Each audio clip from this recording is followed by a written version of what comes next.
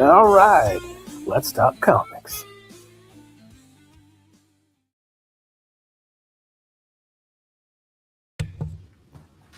Hello. It is I, your pal, Chris Peel, Bootlegger Comics. How you doing? So glad you could join me on this quick impromptu live stream. It will be quick. Hey, there is my man, Fabrizio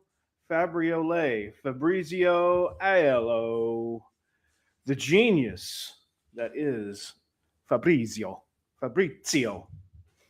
Good afternoon, sir. Thank you for coming here, man. That's awesome. I'm glad to see you here. And so, this was an impromptu, very quick live stream. I wanted to cover a topic that has come up again recently, and that is, in case you weren't aware, I launched a crowdfunding campaign for my very first crowdfunded comic called The Nostradamus Effect. And I have published a comic before, but of course this was 20 plus years ago in the early 2000s, and the world was different, and there was no crowdfunding then. So you made deals with artists and stuff. So I'm not going to get into all that, but I have made comics before, but this is my first go at crowdfunding. Now, I had come up, first found out about crowdfunding through Ethan Van Sciver and Cyberfrog back in, I think I first started following him around 2018, 2019, somewhere around there. And, the funny thing is, I remember when I first heard his like pitch about Cyberfrog, I was like, oh my God, a cybernetic frog. Like, what the fuck? That just sounds ridiculous. But I am a fan of Ethan Van Sciver's. I've been a fan of his artwork, since the early 2000s. So I bought it to support E, and what he was doing, his war against his culture war, against the dominating liberal fascists. Anyways. And then I got the book and I was like, holy shit, this is really good. Of course, I knew the art was going to be good. But anyways, all right, I'm getting off topic here. So I launched my first campaign I launched in this past January on Kickstarter. And then I honestly knew it was going to be tough because my goal was high. My funding goal was $8,300. And I heard after, and it obviously it didn't fund. I think I got something like $1,100. Can't remember how many backers. And then I funded again. I tried it again, almost like right after. First one was on Kickstarter. The second one was on Fund My Comic. Had a few more backers, a little bit more money. I think I ended up with 1,300, and I can't remember the backer count. But anyways, so I then asked, I made a post afterwards, like, hey, if you saw my campaign page, you went and you checked it out, but you opted not to back it, what was some of the stuff that kept you, from backing? And I wanted to hear, the truth, what was keeping people. And, one thing that came up was the funding goal.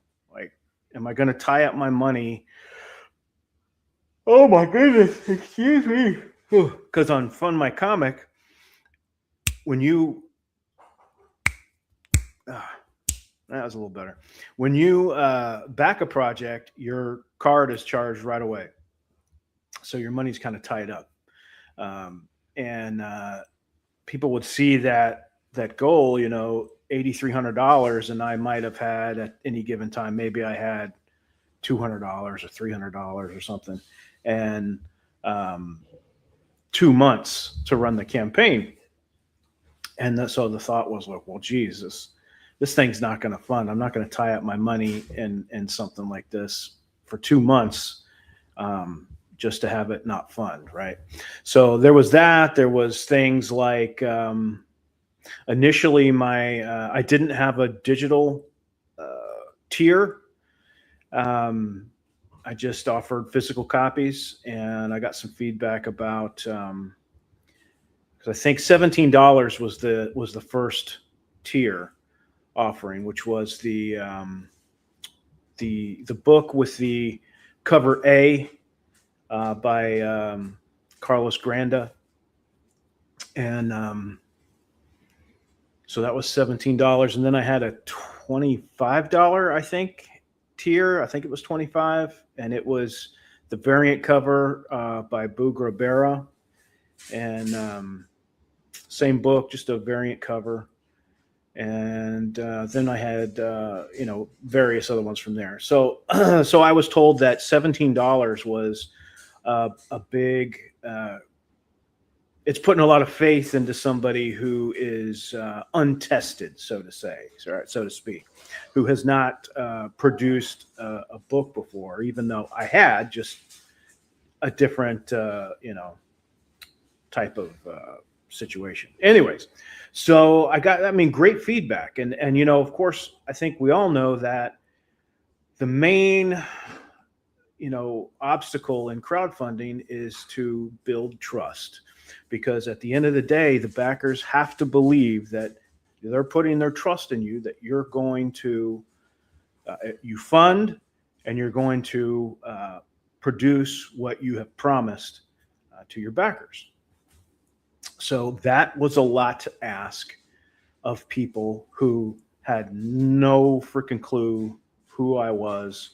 I had kind of been out of the comic space. I think I dipped out around 2020, 2022, somewhere around there. And, I was dealing with all kinds of stuff, and full transparency, I was battling depression and anxiety, all this stuff. So I was trying to take care of myself. Cole King. Hey, thanks for dropping in. Hey, I just appreciate you dropping in and saying, hey, man, I really do. Thank you, sir. Thank you for the support. Fabrizio, Cole King, so many others have been a great support to me. Trying to build each other up, right? And I think that's what we have to do, right? Sharp iron. What is it? Iron sharpens iron, right? So, oh, I lost my train of thought here. That's what happens when you get old, folks. He's shiny. What? Squirrel. But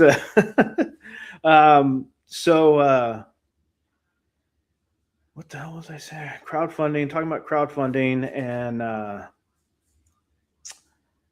the criticism, the critiques. I'd rather put it forth as critiques, and all valid. And I took it to heart. Every kind of critique or criticism I got, I looked at it as an opportunity for a way for me to improve on the next go around. And I am a big proponent of, I do believe sincerely that, critique is how we grow. You've got to learn from what you did wrong, and build upon that, right? So I knew that goal was going to be tough, because, like I said, it was a lot to ask people who have no clue who I am. And I like I said, I did release, I did publish my own book back in the early 2000s. It was largely localized to the DFW area. There's some shops in Maryland that I think still have a couple of issues, North Carolina, etc. But it was a very small book. It did well, but because it was so small, we were able to pay for each one. But it was a different world back then, so nobody knows who I am. So I stepped away from comics altogether. I stopped collecting. I stopped, watching, Comicsgate videos and following, crowdfunding and stuff. I was just dealing with all this mentalness that I was going through, that I was battling. So I got to a point where I figured, you know what? I need to get back in there and try it and get these these voices out of my head, get these stories on paper, and bring some of these stories to life. So I decided to get back into the crowdfunding game to try it. All right. Because, I as I said, I had first started following Ethan, and of course, John Malin and the other guys in the, 2019 timeframe. And, one thing that I always remembered was, Coach was always saying, because they were always getting asked, hey man, what can I do to get my crowdfunding funded, and what's the best way, and all this, that. And one thing that Malin had always stuck with was take a year, start doing videos and be consistent and build your audience. And then once you build your audience to, a certain level, then you launch your campaign. Well, I was 51 at the time, and I thought, like, I'm running out of time. So one of my problems is I'm very impatient. I don't like to wait. So even though I knew that was the tried and true method, given as advice from, years past, I opted not to do that. And I just, got everything put together, paid for the first 5 pages, found an artist, all this, that, and the other, got covers, got variant covers, illustrations, and then was like, launch. And so that was a big fail on my part. But I knew it was going to be tough. And, after launching, I also realized a few other mistakes I had made. But this video is predominantly about the goal. So I have been told that my $8,300 goal is delusional. And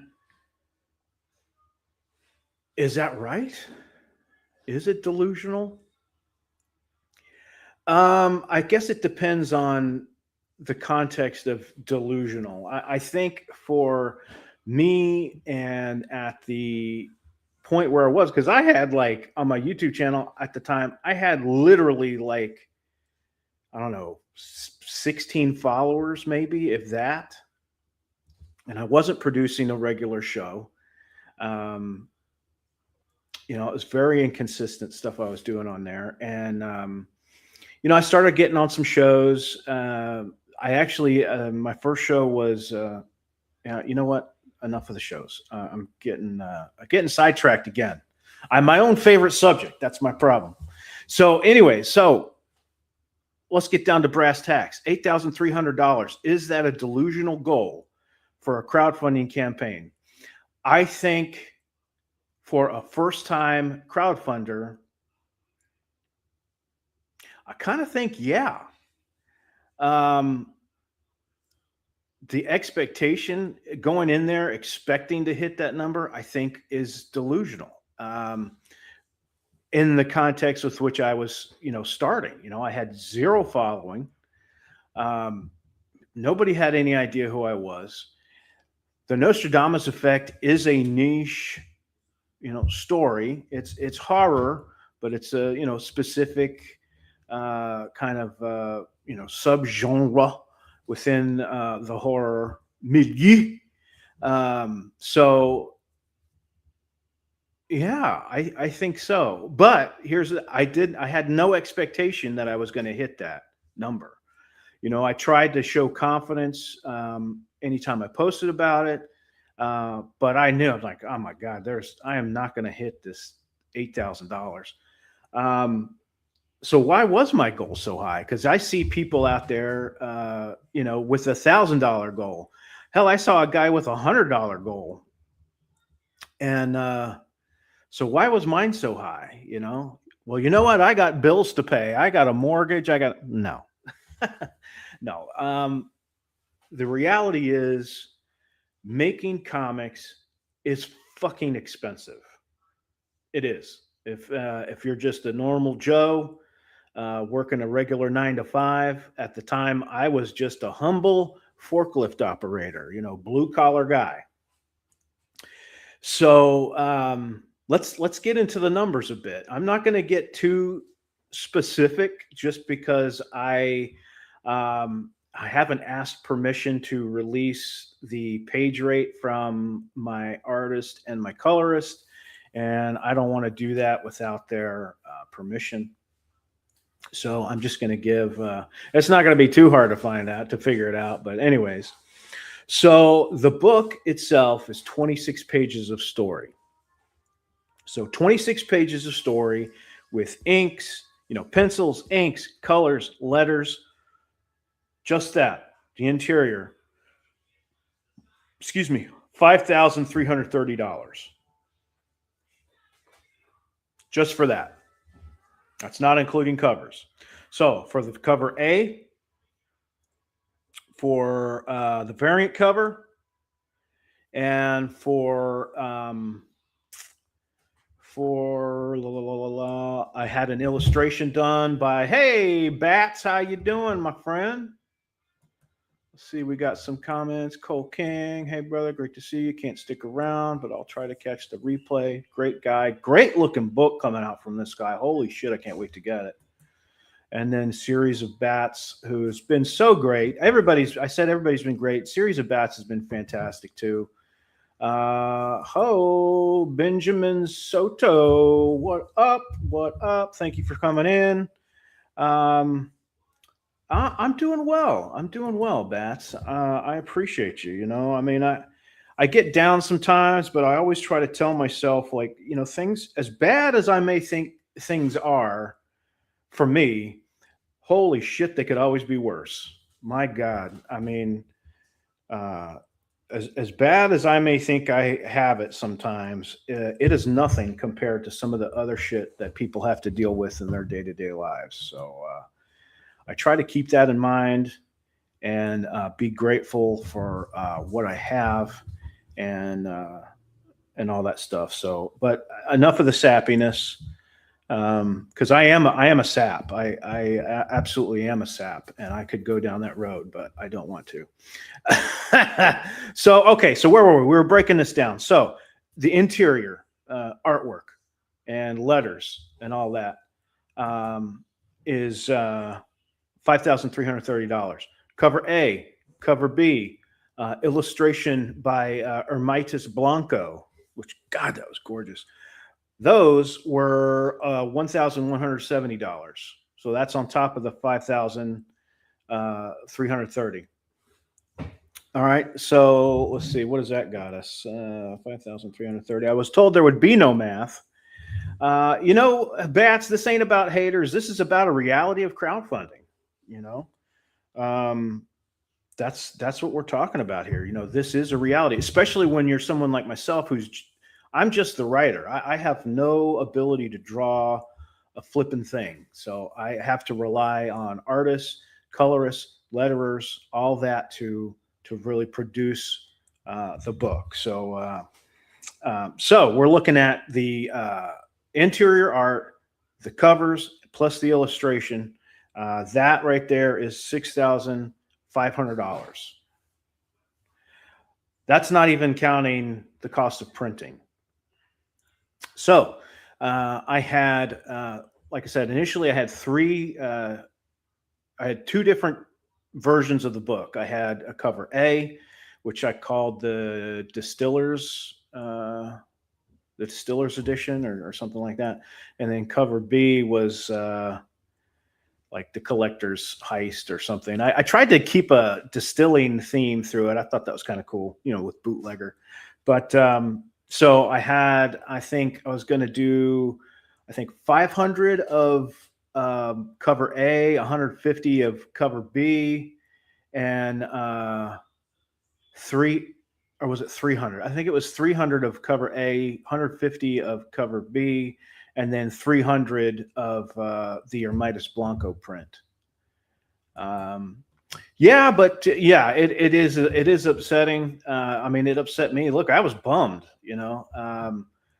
but I appreciate the sentiment. It does look good, I think. Of course, I'm saying that myself, but I really was pleased with how the art came out. But I needed to go through that because I needed to make some changes. I needed to make some changes to the story that were some valid critiques. So every failure is an opportunity to grow. So I'm here for it. But I do thank you, Bats. You're fantastic and super solid. So with the printing of the two different versions of the book, and then the print, and now the print that I was doing was gonna print on 110-pound like cardstock, not some cheap shit magazine paper. It was gonna be a nice quality cardstock. So the printing of those was $2,002. So that actually takes my cost. Oh, you can't even see it here. My cost to $8,502. So, you could even see that, my goal was actually a hair below my actual production costs. So it's not a delusional goal in that that's what I needed to produce this book. Like I said, I am not, I was a blue collar guy. The money is what the money is, right? So I don't have the ability to float the majority of that cost to have a lower goal. And I think that is what, that's what a lot of these guys are doing that have like a low, $1,000 goal, $2,000 goal. That, or if they're the artist, writer, color, if they're doing everything, obviously that's a big benefit. It's still a lot of time and a shitload of work that they got to do. But that's money they're not having to pour out to somebody else, ahead of time to get a pitch package or whatever together. So, being the writer, I had to pay all these other people to do the work that was needed. Let's see, what is Bats? Benjamin here, how you say? Benjamin, I almost didn't hit my goal on my last campaign, my own fault. I should have done a sign-up page ahead of time. I have my own equation that I use to set my campaign at. Oh, that's awesome. The only sign-up I did was on the pre-launch page, the Kickstarter pre-launch page. I do have the luxury of working with friends and family to make the book, so typically I'm just raising printing costs. Well, see, that's fantastic. If you have that ability, hell yeah, brother. Absolutely. Take advantage of that. One thing, because I was also looking at this as not just launching a book and crowdfunding a book and just, we funded, here's your book. Thanks guys. That's it. This whole thing was to launch a company, a production company, and which of course being Bootlegger Comics, but a bigger under the umbrella of Bootlegger Entertainment.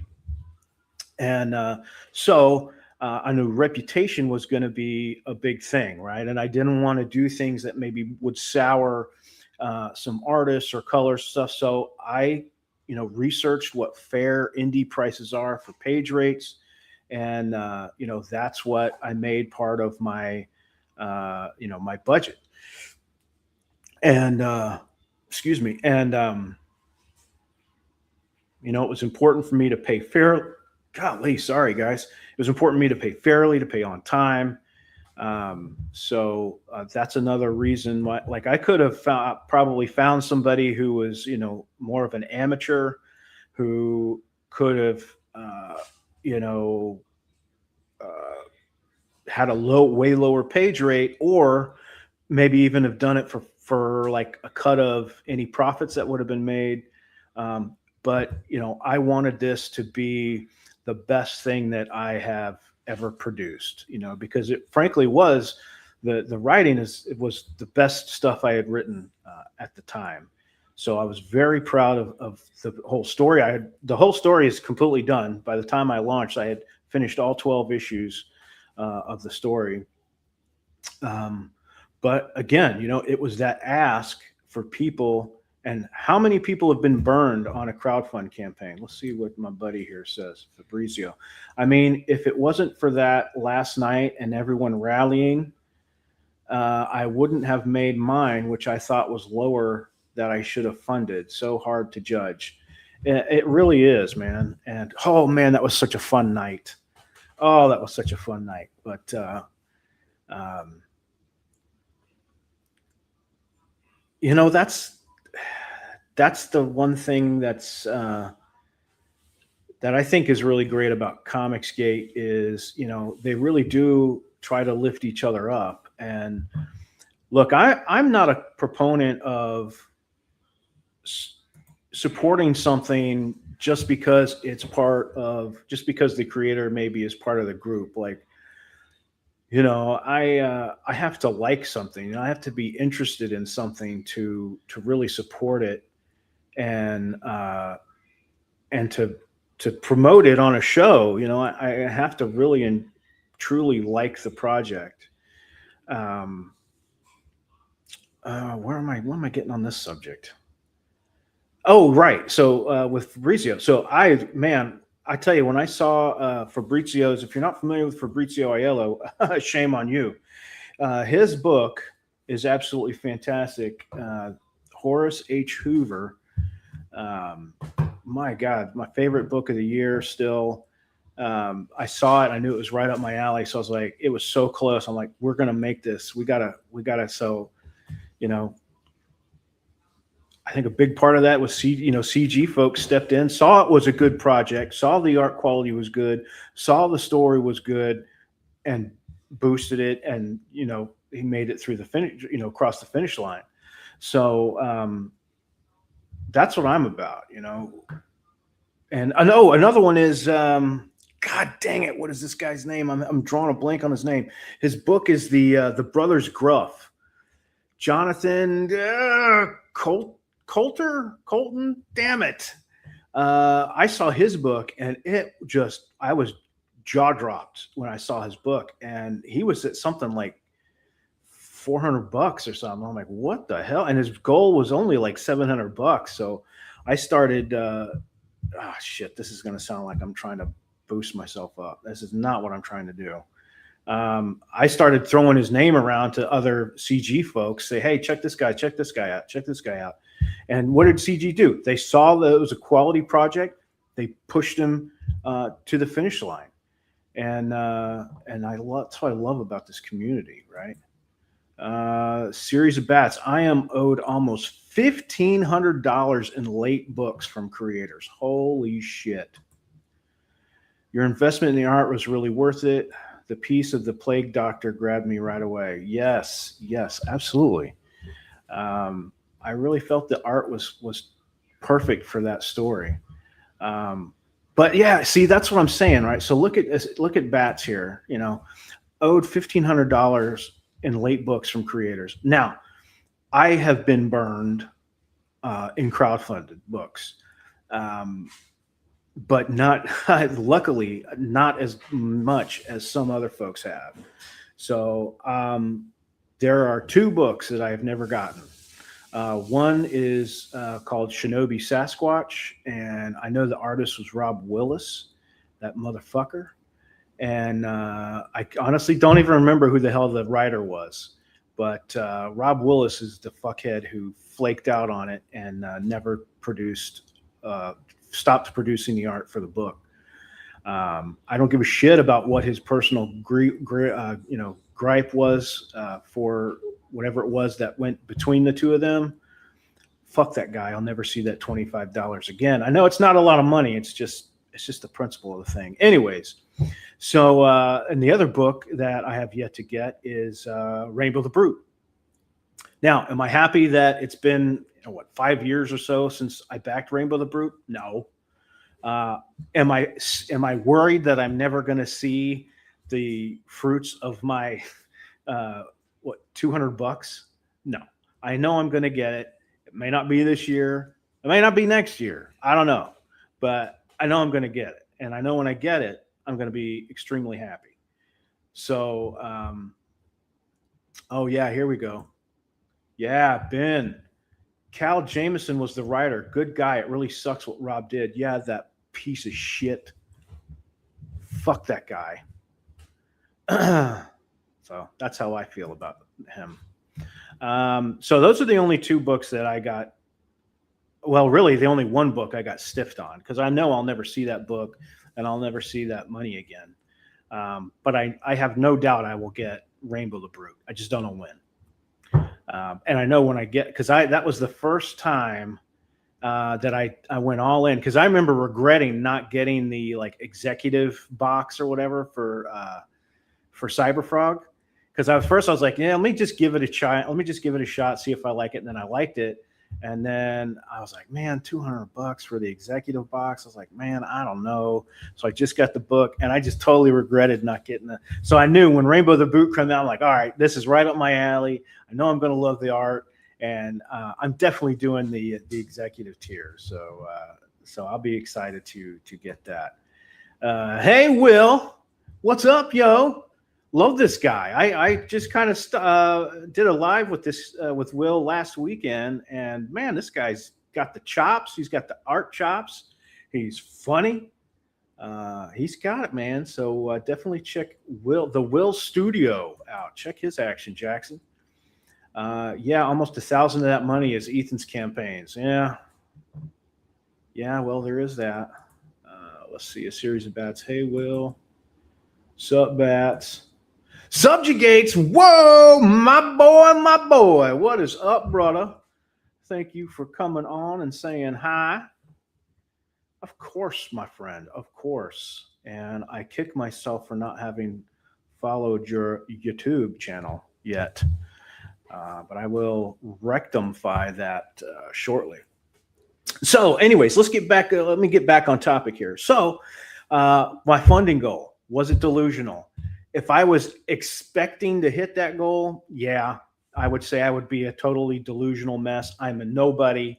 I don't, nobody knows who I am. Why are they going to trust me with their money to hit a goal that high? You know, they gotta trust first off that I'm going to see it through. They got to trust that it's going to be a good story. They got to trust that the art's going to be there, which they could already see in the pitch package, right? Because I had the 5 pages, preview pages. And the Will Studios, I was talking about you today, actually. Me? Or Bats? Or Cody? Oh.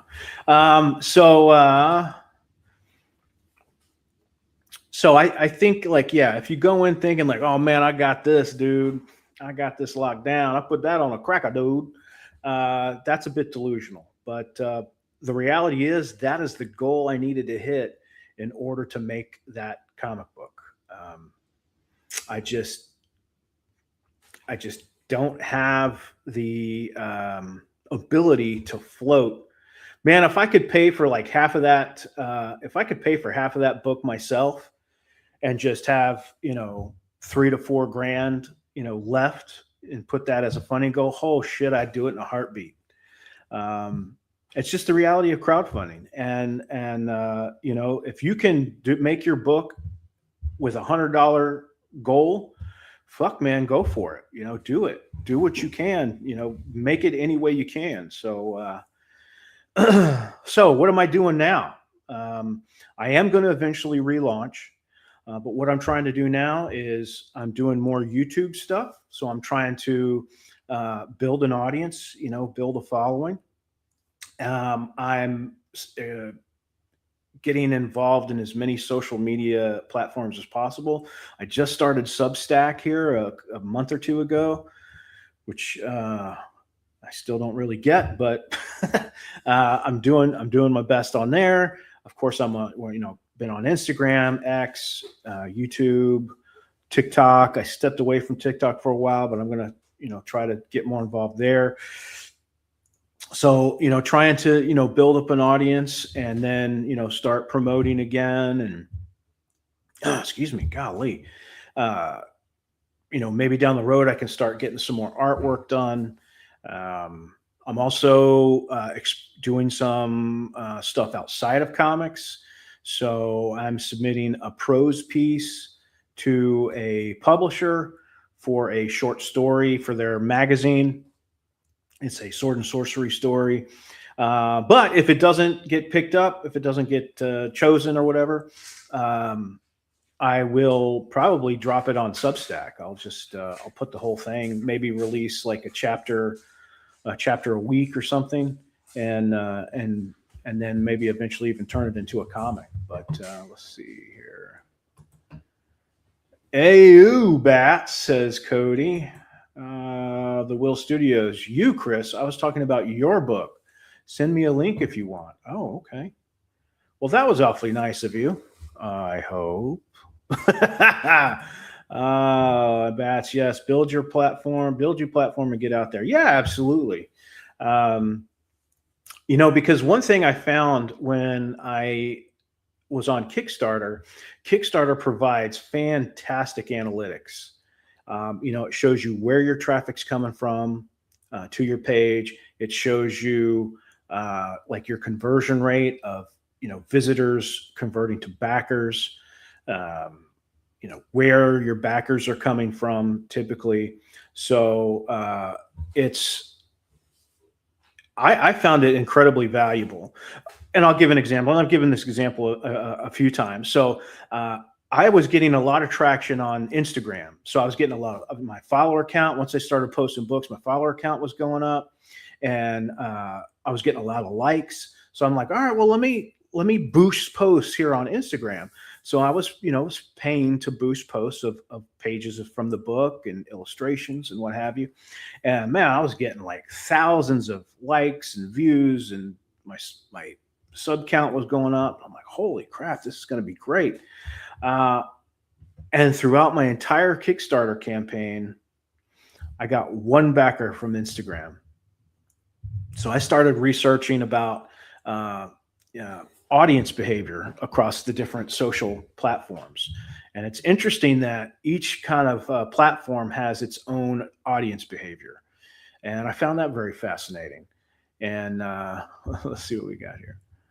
Let's see, a series of bets. I've been talking you up with the FFS crew. I appreciate that. They seem like a good bunch of dudes. You got to go goth if you want to succeed in comics. Well, hey, I'm there. I'll put on the black lipstick. I got the tits for it. Oh, yeah. Let's see. LOL, Dr. Ben. Yes, that was funny. Chris needs to go on Goth Night and talk conspiracies. Ooh, is that what we talk about? I'm all about that stuff. I tell you, one of my favorite shows right now, guys, is the Y-Files. I watch the Y-Files. Every time I go to work, I just put it on. I try to find a long show. They usually run like 30 to 40 minutes or so, and that's usually my my drive in to work and drive home. So I'll listen to. I love that show. So yeah, I'm all about conspiracies and cryptids. I love cryptids. But back to the topic. So, yeah, I think from a backer who's seeing me for the first time, who sees an $8,300 goal, I don't blame them for being like, what is this guy nuts? Is he out of his mind? $8,300 goal? Who the hell are you? I'm Chris. I'm Chris Peel. Writer, comic book writer, and I hope you like my book. So, anyways, get to know me. There you have it, folks. I think that's going to do it for this show. I've been blathering on now for 42 minutes, but it's a really I think it's a really good topic. It really shows, because look, there's a lot of serious first time crowdfund creators out there, right? I think I would think about Tom Tuttle, right? Like, I backed Tom's book. I thought that was fantastic. Okay, so not only did I back his book, but I was super impressed with how quickly I got it from when the campaign ended. Another one was Fabrizio. Like, his campaign ended, and I got my book in like 3 weeks or something. I was like, what? I mean, that was fantastic. I will say this: there isn't one book that I've backed since I came back into comics that I have not gotten. And every book I've gotten, save one, has been solid. The art's been good, the story's been good, or both. So that's really saying a lot about indie comics now than, say, 5 years ago. Let's see here. What do we got? Fabrizio, I'm excited to read your prose story. I think that's a great way to get more people to buy into your comics. I appreciate that, man. I'll definitely send it to you when I'm done with it. I'd like your opinion on that. See what you think. Cole King, social media does almost nothing to bring in backers. Well, I don't know about that. I don't know about that. That's not what the research says, but fuck, I'm no expert, man. Shit. I've got 2 failed campaigns, so what do I know? I will say so. I talked about the analytics from Kickstarter. So it shows you where where your backers come from, what drew them to your campaign. The majority of my backers came from Kickstarter itself. So the engine, the search engine or recommendation engine that Kickstarter uses, is what drove the majority of my backers to my project. So there's a point there to Cole King's message there, right?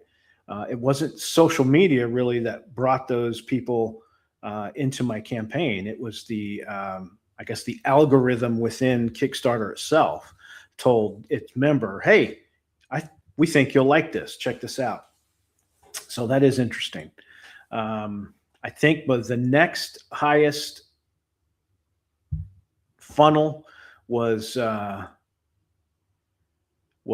X, and then it was direct links or something after that, and then one from Instagram. I was like, oh shit.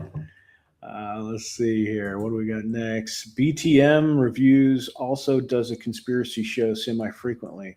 Might be worth going on there. They're a good group of guys too. BTM. By the mighty. It's probably super obvious, and I probably will feel like an idiot after I realize who that is. You have to really work the networking to get that social media push. Yeah, you gotta have your own following. Then you gotta get on all the shows and everything. And oh man, I have gushed over these people from day one, but I'm going to do it again. Patrick Quinlan and the Comicsgate Commandos had me on way early. They didn't even really know who the fuck I was.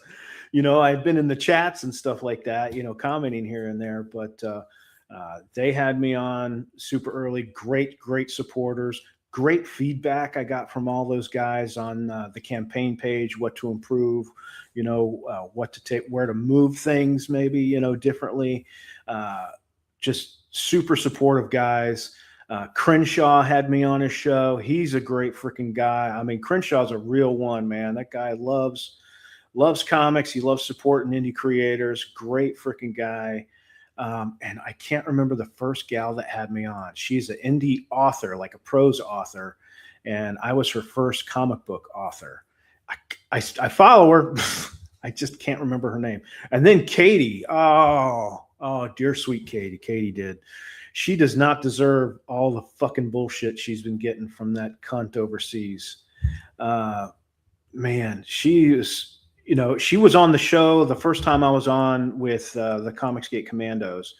And in the after show, we were all just chit chatting and stuff. And she was super sweet and, dug what I was saying, said I did well on camera and all that. So she had me on her show, and she was a big supporter of me and my book. And I just am so thankful for all those people who helped me out with no regard with no expectation of anything in return. I mean, I do what I can. I do what I can. I repost, I comment, I tweet, I this and that.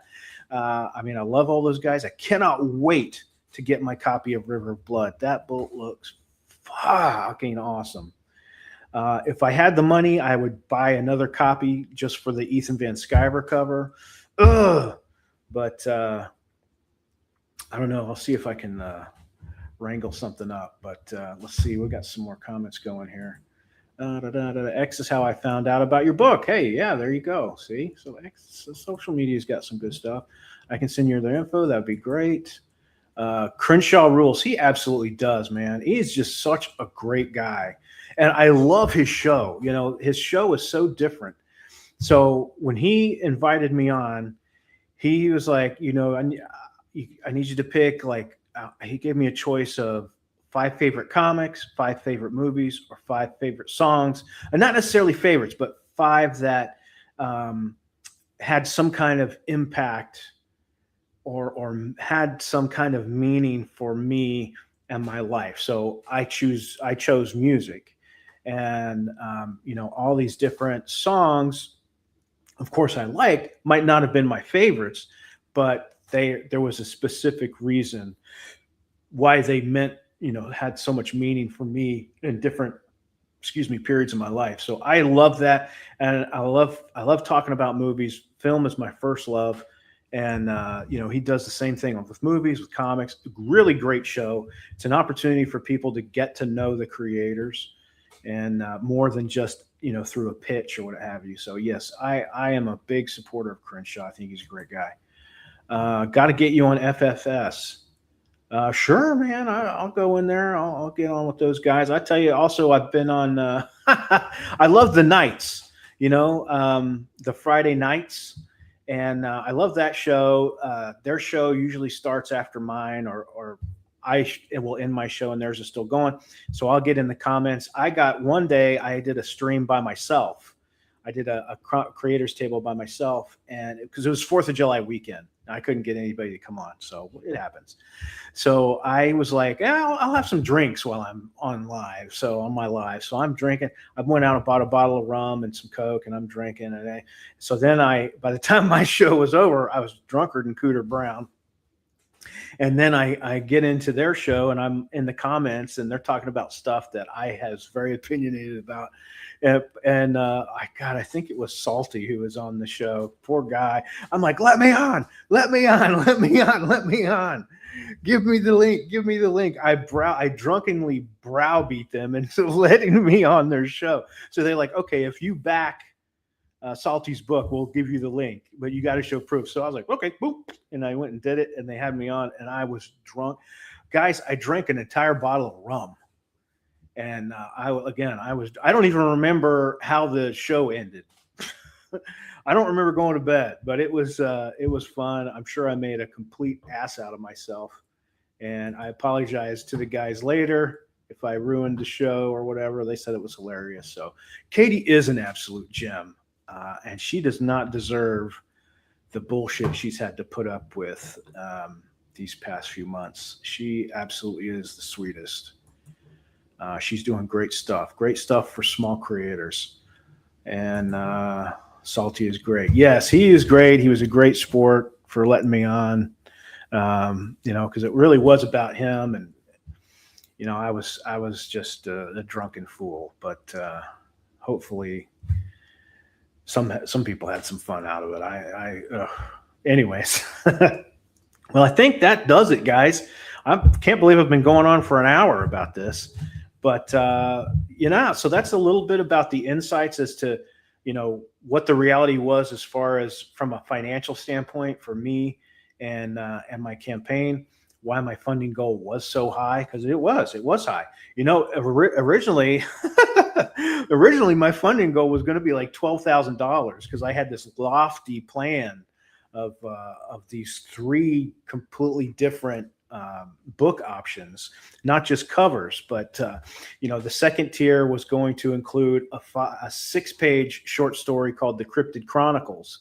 So you're talking more art from different artists, lettering, coloring, the whole thing. Then I was going to have the third tier was going to be called the Lone Star Edition, and it was going to have the Nostradamus Effect, the Cryptid Chronicles, and another a 10-page story called The Last Watch at San Saba, with another series of artists. And that I just was like, that's just too damn much. There's no way I'm going to even come close to that. So I just cut that out and just went with the Nostradamus Effect. So there is the facts behind the delusion. Thank you so much, everybody, for coming in and watching. Thank you, Bats, and let's see, Cole King, Fabrizio, Dr. Ben, Benjamin, all you guys, Subjugates, Cody, Will. I hope I'm not forgetting anybody. Thank you guys so much for coming in and watching and for commenting. This was really super fun. So I'll see you guys on the flip side. I guess as far as I know, the next show I'm doing is tomorrow with Cody, our Sunday show.